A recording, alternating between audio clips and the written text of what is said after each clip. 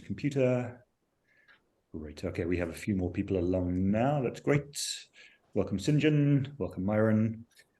Okay, very good. We are very happy to have Dries Smit here today, who did his PhD at the University of Stellenbosch. In fact, the subject of your talk today is going to be about your PhD work. Dries is now working at InstaDeep. Were you doing an internship at InstaDeep before? Or it was yes. Yeah. So for the 3 years I did my PhD work, I also did an internship at InstaDeep. This year I started working full time. Perfect. And is now a full-time, full-time at InstaDeep. Well, full-time virtually at InstaDeep. Hopefully full-time in person from next year. Over to you. Thank you very much for coming. Yeah, thank you, Professor Shock. As you mentioned, this was my PhD research work. I finished it last year.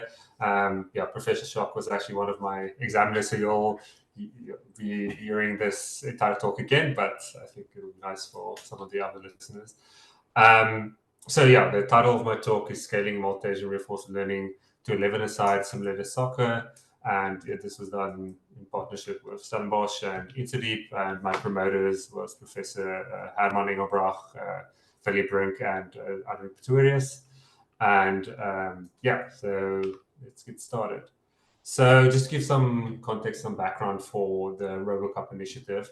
So as many of you probably know, there was a famous matchup in 1997 where Deep Blue, a computer chess program, challenged the reigning champion in chess, Garry Kasparov. And 1997 was the first time that a computer program actually beat the world champion in a complete match of chess. And this was a great victory for AI research. It wasn't like learning or machine learning per se, but it was still a victory in computational power and ingenuity. In that same year, the RoboCup initiative was launched as a next grand challenge for AI.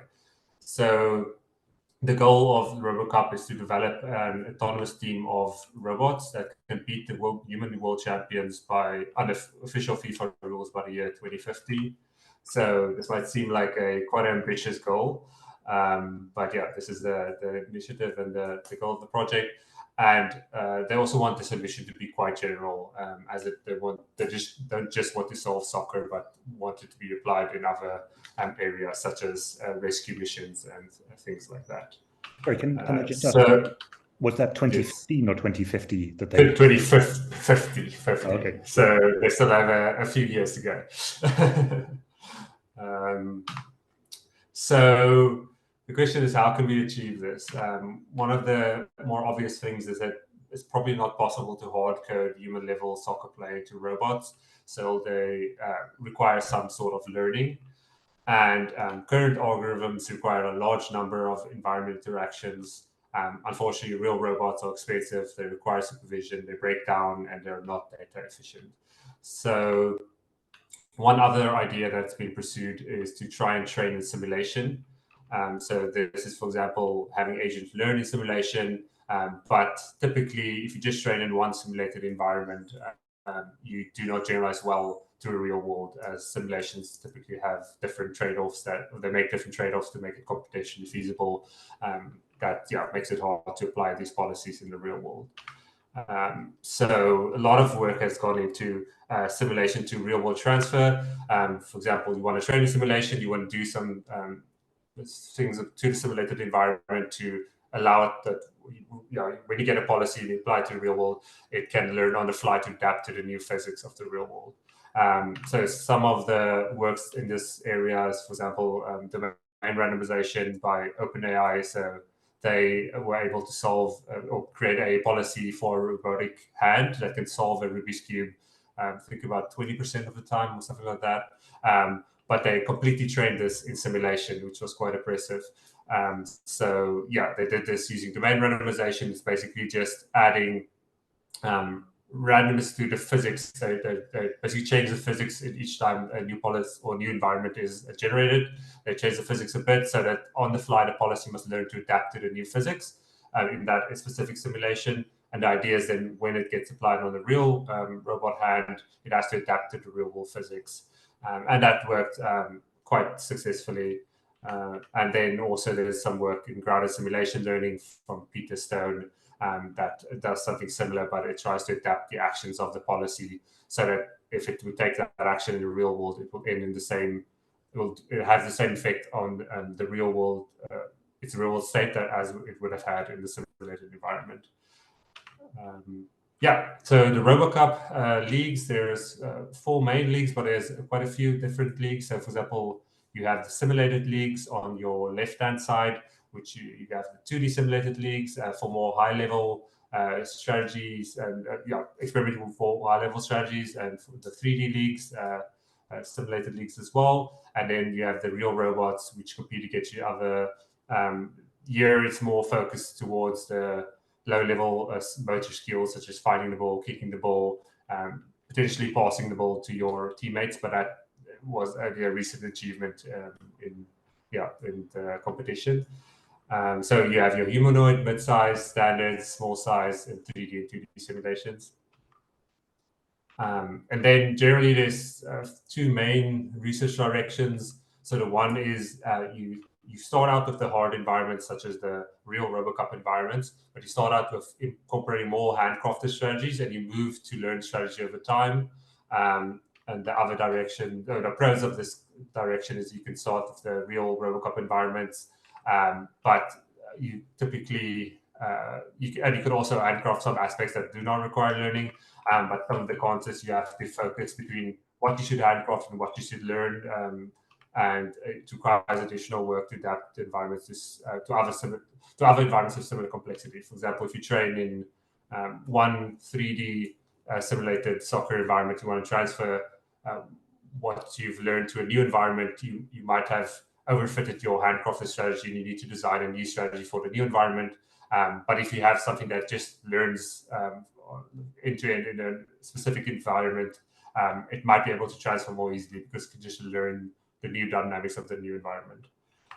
So this is the other line of research. So you start off a simpler environment, maybe not the RoboCup environments, and you try to do end-to-end reinforcement learning or some other methods of just learning everything from scratch in that environment. But yeah, you have to start simpler, otherwise it's too computationally intensive to actually do research in that direction. So the pros is you can focus on the learning algorithm itself. You don't need to focus on all the handcrafty aspects of your algorithm to actually perform well, and can easily adapt in similar environments of similar complexity, because it's an algorithm that learns through self-play, for example. But yeah, some of the cons is you need a simpler environment, and also you could potentially learn aspects that can be handcrafted, without even knowing it. Can I just ask you a quick question there? So in terms of the handcrafting, presumably that's about sort of encoding, programming in the rules, or programming in the sort of actions, the policy essentially. Can you do the handcrafting by creating a data set which is actually human controlled? So you have people sort of do the equivalent of playing the game, controlling the robots, and then utilize that as your sort of handcrafted strategy? Yes, I would actually call that a more of a learn strategy, but yes, you could definitely do that. That's actually what they do in some of the, later on I'll show you some of the DeepMind work in 3D humanoids that actually do exactly that. So they take motion capture data and they pre-train the models. That's definitely a option. So these are two, I see I have 2 ones here, but these are 2 broad categories. Obviously research is in between, but yeah, you could definitely try that as well. In many of the simulated environments, you just don't have enough data to really do that. But yeah, you could potentially do that. Cool. So handcrafted to learn strategies, generally, this focuses on the leading submissions to the actual RoboCup competitions in the simulated leagues. For example, you have the Austin Villa team in the 3D RoboCup simulations. They won the competition in every year from 2011 to 2021, except for 2013 and 2020, I believe. So they started in 2011 with no learning. Then 2014, they added overlapping layered learning. 2019, they added optimization for avoiding self-collisions, and 2021, they started experimenting with RL-based methods to learn to walk. And just to state how difficult the problem is, it's only recently become actually practical to learn to walk in one of these simulation environments, but thinking of doing this entire thing end-to-end is really a daunting challenge, but we'll discuss that a bit later. And similarly, the Helios team in the 2D simulated RoboCup competition, they won in 2010, 12, 17, and 18. And they also started in 2010 with the lining triangulation, support vector machines for classifying opponent actions. And 2019, they incorporated word2vec to try and classify opponent behaviors. But the more recent winners, well, at the time of this presentation, the Cyrus team who won in 2021, they started incorporating reinforcement learning for defensive decision making, and in 2022 they started using deep neural networks to predict where opponents would pass the ball. So they're moving towards more learned strategies that learn through basically playing against themselves and finding weaknesses in their own strategy, and also classifying opponent strategies. Cool. And then the other side of is moving from simple to harder environments. So, for example, can we train end-to-end using reinforcement learning on these simulations and just try to derive the best possible policies? So, as you all know, reinforcement learning, in this context, you'll have observation, which each of the 22 agents will receive a partially observable observation from the environment. They get a reward for whether they score a goal, win the game, or some more expressive reward. Then you have 22 agents acting in the environment, which they want to move, the 3D case, moving the actuators, and that upsets the environment state. So this has predominantly been dominated by work from DeepMind, but there's been other works as well. For example, in 2019, they trained a team of 2v2 competition where two agents compete against two other agents in a simple, almost 2D environment, but there is some 3D aspects to the environment. And they just use population-based training and end-to-end reinforcement learning, and they scaled it over multiple GPUs using 32 agents trained using multiple hyperparameters, and they use population-based training to basically see if they can train competent strategies. And that achieved quite impressive results in this 2v2 setting. Then, to Prof. Shock's point, in 2021, they adapted this work to humanoid environment. So this is a Majoko environment where each agent has 56 degrees of freedom. So they have to learn to run, kick the ball. It's a much more complicated problem. This is still the 2 versus 2 setting, and they use imitation motion capture data to basically first learn from real human data how to move and how to kick the ball. And then they do the next phase, they do learn football specific skills such as kicking the ball, scoring goal, moving around. And then after that, they only do multi-agent population-based training. Again, training 16 agents over multiple GPUs. And I'm pretty sure many of you have seen the videos. It's quite impressive to see them move around and kick and try to skill each other. And then some later or earlier work actually from DeepMind as well was SimToReal, where they trained this robotic dog, I would say, or animal to it's completely in simulation using domain randomization, and they could it could transfer to the real robot and actually find the ball and kick the ball. There's also been some more recent work which wasn't actually in this presentation when I presented it, but I'll just talk about that at the end. So all this works are really impressive. The one thing that's a bit hard or a bit lacking is that they only focus on at max the 2 versus 2 setting. That's why I also wanted to investigate what would it take to actually scale to the full 11 versus 11 setting into training in that setting.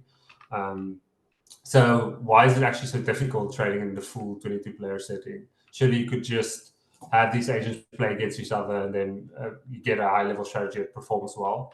But there's quite a few things that's problematic. For example, credit assignment is really hard. Imagine if you have, let's just say if you have 400 time steps in the environment, you have 22 agents taking action per time step. That's about 8,800 actions. And you might only get 1 or 2 rewards in the environment. And it's really hard to correlate those 1 or 2 rewards with any of these actions that was taken. So yeah, this speaks to the sparse reward as well. It's really hard to correlate good behavior and bad behavior to specific rewards that was received. And there's a self-play component, which notoriously also unstabilizes training. So you want to play against yourself or versions of yourself to increase in performance automatically. And yeah, it makes it, you have to pay special attention to your opponents that you're playing against, because if you adapt them too fast, for example, it might collapse the entire policy and you lose all your progress thus far. And then there's computational overhead. You need to execute at every step 22 policies, which is computationally expensive. And then the experience you're generating is quite correlated. This is because 22 of the agents, so each of them would play, for example, an episode, but then you have 22 episodes that actually has the same state transition. And that means you're actually just looking at the same environment run 22 different perspectives. And this correlation and then experience makes it much easier for the network to overfit to specific environment interactions that actually cause catastrophic forgetting. And then it's also partially observable. So this means that the agents require memory. And if you have memory, it also makes it more difficult to train in an environment. Can I just ask? So, yes. So in terms of doing sort of easier to harder environments, is it possible to think about making the pitch much smaller and the goal much larger to start with, and training, Yes. and then just Yeah, no, that's definitely a good idea. So in this book, we actually I did make the goal slightly larger. But yeah, you could even go further than that and start with even larger goals. So it's definitely a good idea. So in this work, I've tried to focus on something similar to the DeepMind's simplified environment. I want to see, is it even possible to train in the full 11 versus 11 setting? But I have obviously less computational resources. So they use, I think, 32 GPUs running. I only have 1 GPU and a few CPU cores. And there's much more, many more players on the field. So the hypothesis is that training in the full 22-player setting will result in better high-level strategies than training, for example, in the 2 versus 2 setting, and then just applying that policy in the 22-player setting and seeing if it scales that way. So that was something I wanted to see in this work. So I implemented an environment. So this is a simple JAX-based environment. As many of you might know, JAX has JIT compilation, which allows you to basically accelerate the environment step speed by quite dramatically. So in this environment, you can play anything from 2 versus 2 matches or up to 11 versus 11 matches. So this is an example, starting policy trained for a few epochs, just like moving around, trying to chase the ball, and two teams just playing against each other. So you might see the goals, as you mentioned, is a bit larger, just to make it a bit easier to learn. This environment is a partially observable environment. So you could see this agent at the bottom here. It can only see agents in front of it, and it gets egocentric observations of where the agents are, where they're looking, maybe their momentum. But it can't see agents behind it. This slightly more aligned with the RoboCup initiative, we also get partially observable environment observations. And then the agents can move forwards and backwards or rotate around their central axis. And they can also kick the ball using their side legs or dribble it with their front side of their body if they don't want to kick it to somewhere else.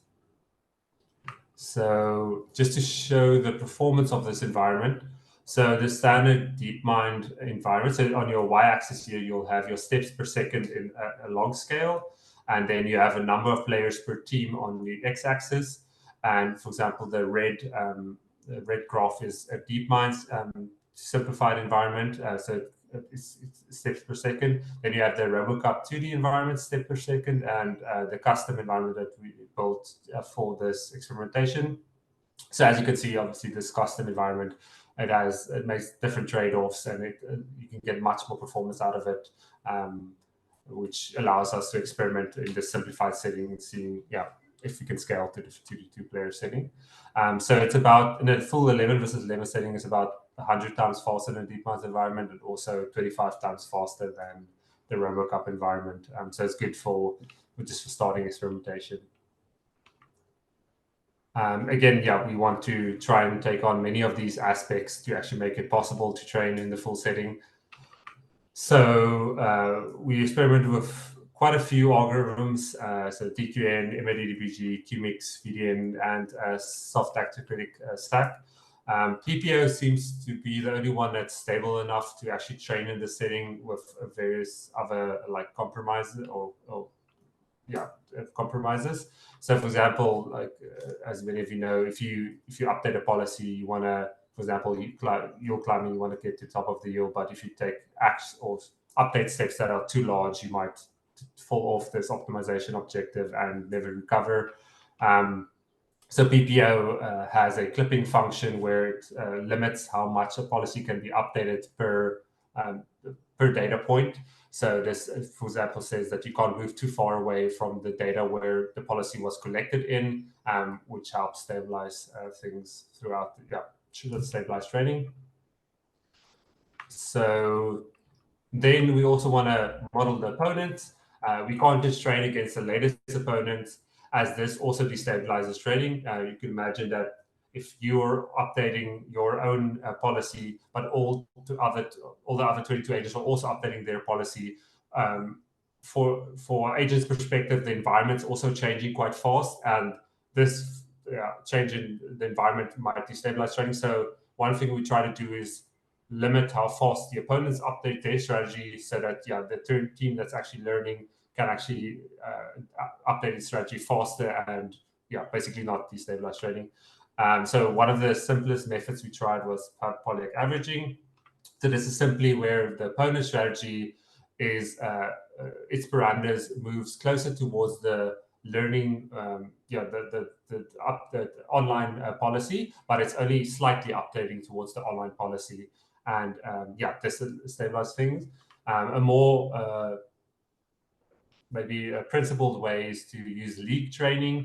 So this is where you take you snapshot the current policy through time, and then you have various policies and basically various policies to play against. But also these policies might have different strategies, as previously in time you might have a slightly different strategy than you currently have.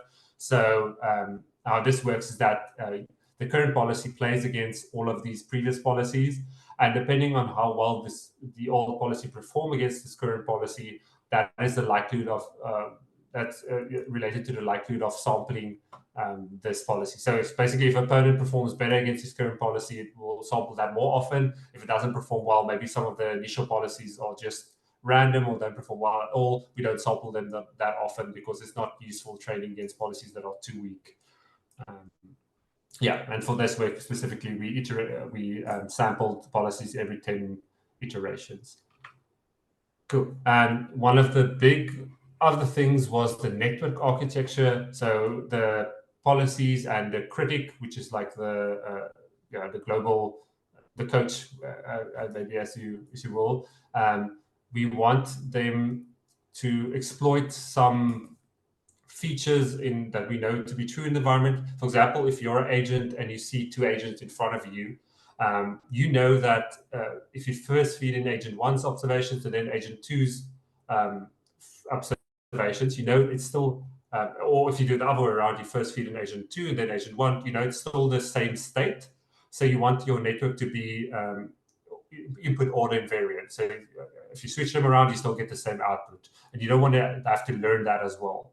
And also you want, for example, you can maybe see 2 agents, 3 agents, 4 agents. You don't know how many agents you're going to see at a given time. So you need to be input size agnostic, and you need to be able to basically take in more than one. And one of the main things that can do this operations is the multi-edit attention function. So for example, this is the critic architecture, where you'll take the ball and time observations, you'll encode that, you'll generate a query from that, passing that through a query network. Then for each of the teammates, you pass that through a specific teammate encoder. for each of the opponents. You pass that through opponent encoder. That will generate for you. Then you also, this was optional, but seemed to work well. You can do append a query here and pass that through a value function that just generates values. And you can concatenate all these values, and then you query using multi-agent data. You query these values and keys. You could also generate keys from them, and that basically generates for you a fixed size output, which you can concatenate with the input, and that's the output of your network. The idea here is that, for example, if you know where the ball is at the current time, for example, you can query, okay, I want to see, I want information about the closest agent to the ball, or whether there's a defender between the ball and the goal, and this multi-agent detection mechanism can then perform that operation and find that specific information for you, and that might be the most relevant to your decision making. Yeah. So also DeepMind, the simplified environment, they use something similar, but they used self-attention initially between each of the teammates and opponents. Unfortunately, this is fine in a 2v2 setting, but it scales quadratically in the number of agents. So for 21 agents or 22 agents, this is like 441 combinations, which makes it infeasible for the full 11 versus 11 setting. So yeah, we just remove that function, which makes it a bit less expressive, but actually makes it scalable enough to have a network that's not too computationally expensive to run. Cool. So then this is the main algorithm. You don't have to read through everything, but some of the main things that we've found worked well was adding a small clipping value to the PPO function, then share parameters. So instead of using having unique parameters per agent, I just use shared parameters to reduce the number of parameters to be tuned. This makes it faster to learn a relatively good strategy. But I added agent IDs, so it could, for an example, learn to differentiate between a goalie strategy, a defender strategy, and a striker strategy. Then the critic itself, so that's the coach in the environment setup, that gets global state information because the critic is not used when we evaluate or when we run the policy in competition. So it could have more global state information that the policies don't have. And then to improve performance, we batch the policy forward passes. So each of them, so instead of computing them sequentially using a loop, we just batch the entire thing. And then there's various training data improvements that's made. So for example, training with less epochs seem to work well, and yeah, some other things. But and then the main thing was also using either polyag averaging or league training to model the opponents to stabilize training. Yeah. So you can just skip through this part, but one other thing is that typically when you use, for example, PPO and you do a continuous action space, you maybe use a Gaussian distribution with infinite bounds. But in this case, you want a bounded continuous action. An interesting thing that we found, or I found in the SAC soft action critic paper, is you could obviously you can apply a tanh function to this unbounded output action. But there's a way to derive the distribution of this new output action because you actually need that at PPO, because you need this, you need distribution to basically in the learning process, and also you can calculate the entropy in the same way, which is nice. So you could get a bounded distribution, and you get the distribution of the new output action and the entropy term. Cool. So then to accelerate training, many of you are familiar with that, with this architecture. We use the distributed A to C architecture, where you have multiple workers running on the CPU cores, and then you have the learner running on GPU. Sinjin might also remember this, but he worked with us on the Marva framework. This is the second version of the Marva framework, and this was what I used for my PhD work. So this allows you. It's basically a multi-agent reinforcement learning framework that allows you to scale multi-agent systems to a large setting. So, for example, you can have multiple trainers or multiple learners running on GPU. In this case, I had one big learner, and then I have multiple executors scaled over CPUs, and you have a data buffer that stores experience, that passes that to the learner. Learner updates the parameters. The parameters get sent to the CPU cores, and you repeat this process until you get your final policy.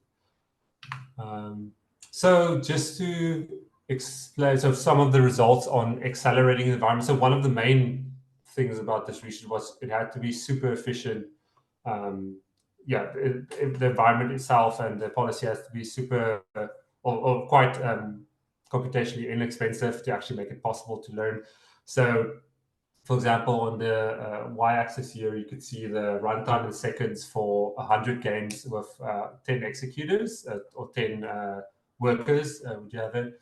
And if you, for example, if you use a reverb buffer, which is like a data buffer, you get some improvement. You add batching, you add df function. So my code was still written in TensorFlow. And if you use a NumPy version of the environment, and lastly, if you use a JAX version of the environment, at the end of the day, using all these improvements, the worker side, you get a 27 times improvement in performance, and on the learner side, you get a 6 times improvement by using a reverb table and TensorFlow function. This was significantly enough to actually make it possible to train in a decent amount of time. So here you see two plots, one using the Polyak averaging component and the other using the league training. The y-axis shows you the average game outcome against like a naive fixed strategy, and your x-axis shows you the training time in hours. So as you can see, so the vertical lines here indicate when the agents defeated a specific strategy. So for example, after just under 20 hours, it defeated the weakest handcrafted strategy I just coded myself. Then after just over 30 hours, the Polyak averaging opponent setup defeated the best handcrafted strategy I could craft, the teamwork strategy. And then after 45 hours, this is the important one, it defeated the best setup I could get in the 2 versus 2 setting. So maybe I'll just explain that. So what I also did is I trained for 55 hours. I trained 2 versus 2 play using the same setup. So Polyak averaging two agents trained against 2 other agents, just training for 55 hours. And then what I did is I just took that policy, I applied it in the 22-player setting. And I wanted to see, the main hypothesis is that if you train in the full 22-player setting, at some point you'll actually outperform just training in 2 versus 2 setting. And you can see after 45 hours, it actually did happen, which is nice to see. So there is benefit in training in the full setting if you could actually make it computationally feasible. Can I just ask that? So here you've got this over multiple runs.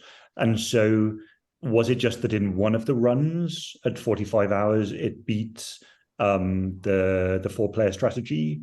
Or was it somehow that on average by then it beat them? It was the average. So I just took the average score over the different policies at that moment in time. And that's that was the first time I beat it, but the first average, yeah. So presumably you could actually look at the distribution over time, like how long it takes to, sometimes it'll beat it earlier and sometimes it'll beat it later. Does that make sense? Yes, that does make sense, I think. Or maybe just quickly explain again. Yeah, sure.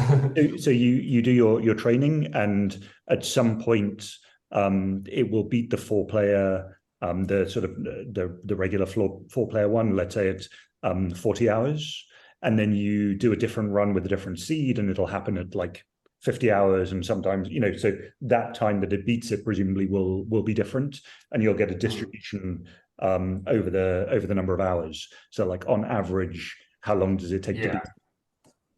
Yeah, no, I think that makes sense as well. Cool. And in league training, similarly, so Polyak averaging actually performed a bit better than league training, but I still believe that league training, if we scale it up even further, might outperform the Polyak averaging strategy. So it was at least nice to see that it beats the 2 versus 2 trained system. This was just some ablation studies, but basically the blue is the full system. Green is where we remove the Polyak averaging strategy. So basically, it's only it's directly playing against itself. It's not playing against a slow updating opponent. And then yellow is if we replace the attention-based networks or multi-attention with just feed-forward networks, it totally collapses. So it seems like the full system performs the best. Here's a video of the agents playing. So in blue, you have the agents trained in the full 22-player setting. So in red, you'll just see a fixed handcrafted strategy, but maybe I'll just skip a bit ahead to the agents trained in the full 22-player setting and agents trained in the 2 versus 2 setting. Something that's interesting to see is that the agents trained in red and the 2 versus 2 setting, they typically only flock to the ball, because they haven't learned about like high-level strategies of keeping some players back in the defensive line and some go forward to score. So this was interesting to see that you could actually learn this given enough compute and some optimization tricks. You could actually learn like but agents can learn to space out more. So for example, you could see the defensive line forming and goalie line. There's obviously a lot more you could learn. Real football players are much more better. That's much better positional play, but it was nice to see this emerge through end-to-end training on its own. Are there any constraints on sort of physics, like players can't pass through each other or stand in the same place? So yeah, there was a few constraints. So they could pass through each other. I try to limit the ball being able to pass through through agents, but it can happen on rare occasions if the ball's in center, because otherwise, initially what I did is I totally blocked agents from the ball could never pass through like the legs of the agents, but then it became quite like the ball would get stuck in the middle of these agents, it could never escape.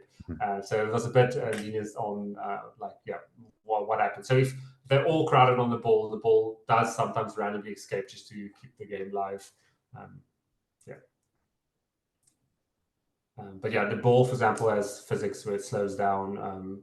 This is a bit sped up, but well, no, it's not actually sped up. But yeah, the ball obviously has some friction on it, and the direction of the ball is calculated based on the sum of the total forces acting on it. Cool. But yeah, then I did some analysis on the positions, the average positions on the fields of the agents. So this is all 11 positions of each of the agents. For example, you have the goalie here. I don't know if you can see my pointer, but you have the goalie, then you have the defenders, then you have the midfielders, and you have the strikers. And in the 2 versus 2 setting, you can see that many of the agents abandon their initial positions much faster than the agents trained in 11 versus 11 setting. You can also see that in the video. So it seems like they're flocking towards the ball more often because they haven't experienced this large of a training setup where there's that many agents on the field. Sorry, you said there about when you define sort of goalie and defender and striker, are those just the positions that you set them up in to begin with, and then they're free to do whatever they want? Exactly, yeah. So I should probably have pointed out the black dots are the initial positions, and then the green is the intensity, obviously, on the field. And so like the probability of finding that agent in that spot throughout the game. And as this is some examples where the agents, blue is the agents turning into a 2-player setting, and red in the 2 versus 4-player setting. And you can see some examples where the agents trained in the 22-player setting, they actually stay back and form a defensive line, where the agents trained in the 4-player setting flock to the ball more often. This is actually quite a hard thing to get. If you imagine, like the only rewards are scoring a goal, basically. So there's no reward shaping to try and incentivize this. You could do that. There's some other works that actually try to add reward shaping for this, but I wanted to see if it's possible to do it without that. And then, so at the end of my PhD, my supervisors asked if I could just run it on RoboCup, 2D RoboCup, to see what happens. It was actually, so it can learn in this environment, which is interesting. So, but it's obviously, as you can see here on your left-hand side, this is the average game outcome against like a naive fixed strategy, and the training time training over time. You see, because the simulator is much slower, it's starting to pick up, but this was already a week, and I had to add it in, but it's not nowhere near like a good performance yet, where it can actually like form a where it spreads out on the field, but it's starting to learn, which is interesting. But if you want to scale this to the real RoboCup, you might probably need some other techniques, such as like model-based training or other things to try to just simulate, just increase the number of episodes you can generate per time frame. Yeah. And lastly, just like acknowledge again my supervisors, so Prof. Herman Engelbrecht, Willy Brink, Arno Pretorius, and InstaDeep and Herman Engelbrecht sponsored the computational resources to run this. Yeah. Cool. Yeah, this is just the new work from DeepMind, and many of you might have seen it. So here they trained a team of, this was humanoid soccer required. This was 1v1. So, for example, this is just two robots competing against each other, but these robots were trained entirely in simulation using domain randomization, some other techniques, and they could actually learn to basically transfer to the real world. And they're actually quite competent compared to other RoboCup participants. So this is quite interesting to see this year. I think it came out in March this year. So there's ongoing research, and I think it's an exciting area. Cool. Thank you very much. That was brilliant. Are there any questions from anybody? So I have a couple of questions. First of all, are you still working on this at the moment? No. Okay. I'm still working in the multi-agent setting, but I'm not working on RoboCup specifically. If you were to be working on this at the moment, are there obvious changes in terms of sort of developments since you finished that you think would improve things? So I think it was interesting that, you know, after 7 days, there was a sudden increase in the RoboCup environment. Presumably things are faster now than they were, you know, a year or two ago. Do you think you would actually be able to train now relatively quickly on that environment and get sort of see where the results led to? Yeah. So that was actually an accident, because I trained it for I said I'm going to train it for 4 or something days, but I left that one going, and at some point it did pick up. So there's a few things I would have done differently. So the first thing, I started out with everything TensorFlow, but I moved towards JAX at the end of the environment. But I think if you do something like an Anakin architecture, you could do it much faster and on basically JAX-based environments. To your point on the real RoboCup environment, I believe, so you can try to train directly on that, but it's still a slow environment. I believe what you could do, which is a really promising direction, is to something like Dreamer v3, where you learn a simulation of the environment, because it's quite a simple environment. You can actually learn that, and then you do a directly JAX optimized training in that, and you just update the world model based on real experience. And I think you could then get away with a lot of performance boost in that direction. Sure. So basically learning a world model of the slow environment using fast JAX neural networks, and then training that setup. Yeah. Sure. No, that makes sense. Remind me, is your code open source online? Yes, the environment, I'll have to find the code implementation, but the environment, JAX environment, is open source online, and I can share it as well. Yeah, I think that'd be nice. Yeah, I'm just wondering about, so in terms of making the goal bigger, if you could start off with a really, really small pitch where the goal sort of wraps around all sides, so it's a really simple environment to start with, and the agents can begin to learn where the reward is, you know, just through fairly simple chance. Exactly. Maybe turning down the friction on the ball as well, so it's very likely to end up in the goal, and then just sort of tune those parameters so that the pitch gets bigger and the goal gets smaller and the friction gets larger. It feels like that would be sort of a quite nicely tuned way to go from a really simple environment to a hard one.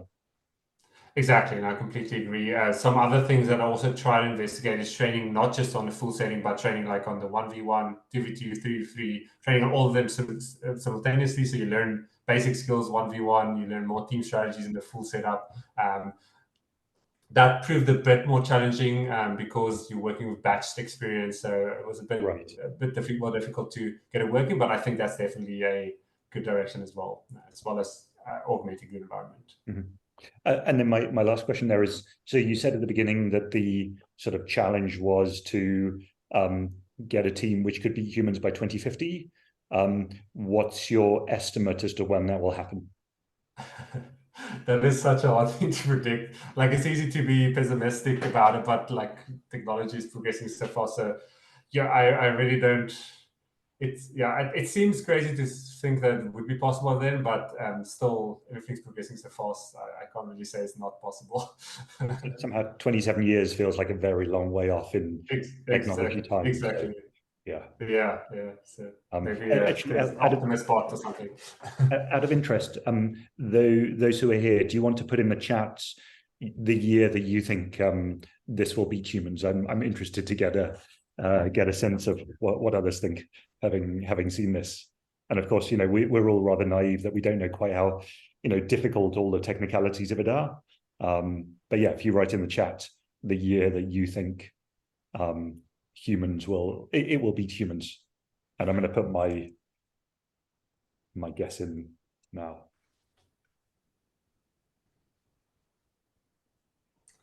So that's when Cyberpunk comes out. Wow. Okay. There we go. Quite a range there from. Is that exactly in between now and 2050? No, not quite. So we got from 2077, 2037.5, I think minus the lowest guess there of 2028, 2029. Okay, we have a figure from Dries, 2045. You heard it here first. Awesome. Yeah. Cool. Are there any other questions? Sorry, I've rather hogged the questions here. Yes, I have a question. Mhm. You mentioned it's difficult to train batches of experience, and I just wanted to know why. I don't really understand why that would be challenging. Is the question why it's difficult to train batches of experience when you're doing one versus one up Yes, till yeah. 2011? So some of the issues were that so one thing, you need fixed batches to train on for PPO, for example. So fixed batches means like the fixed number of agents as well. Your viewing, for example, if one agent can see 10 agents, the other agent can only see one agent. So you need to constrain like how you pass that observation in. So one thing you could do is you could say, okay, imagine you always see all the agents, but you just zero out the agents you don't see. So for example, if you see one agent, you'll get in like one agent and the rest will be zeroed out, for example.